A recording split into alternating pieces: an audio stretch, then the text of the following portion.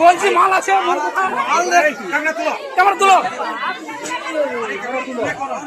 আমি আগে বলছি মাল আছে থাকবে।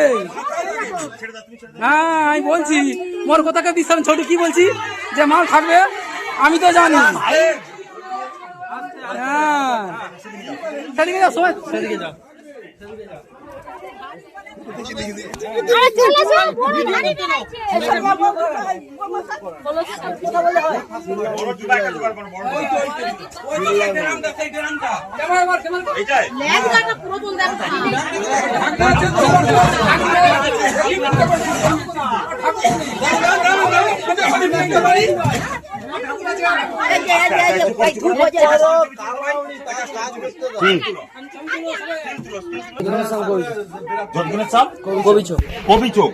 এখানে দেখতে পাচ্ছেন একটু রান্নাঘরে বিশাল প্রচুর প্রচুর সাপের বাচ্চা বেরিয়েছে, অনেকগুলি ধরে ফেলেছে দেখতে পাচ্ছেন বন্ধুরা। তাই এই সাপগুলোকে বাঁচিয়ে রাখতে হবে, তার কারণ সাপের বিষ থেকে অনেক প্রকারের ঔষধ তৈরি হয়।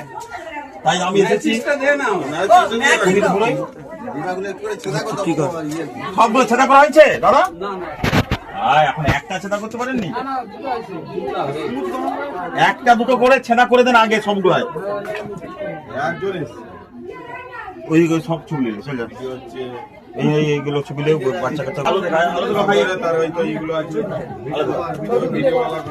এবার বাইরে যা সব কলে ছবি লেখা করে।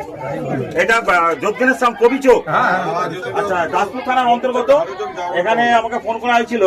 এখানে কে ফোন করেছিলেন? নাম দেবনাথ মন্ডল আমাকে ফোন করেছিলেন। আমি সুইচ করে এসেছি সব রেস্কিউ করতে। একটি রান্নাঘর দেখতে পাচ্ছি, রান্নাঘরে একটি গর্তে অনেকগুলি বাচ্চা গোগুলোর বাচ্চা দেখা দিয়েছে দেখতে পাচ্ছেন বাচ্চাগুলো বন্ধুরা। অনেকগুলো রেস্কিউ করেছি।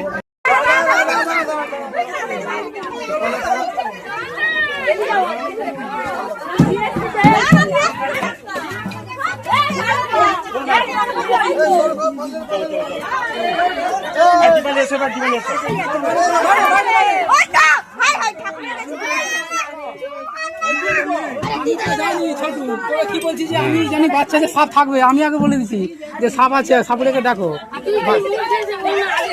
তোর তারা কি মত দিয়ে এত সুবিধা নয়।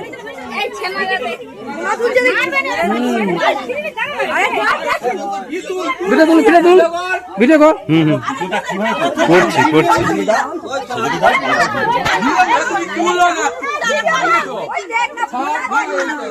এখন একটা আছে।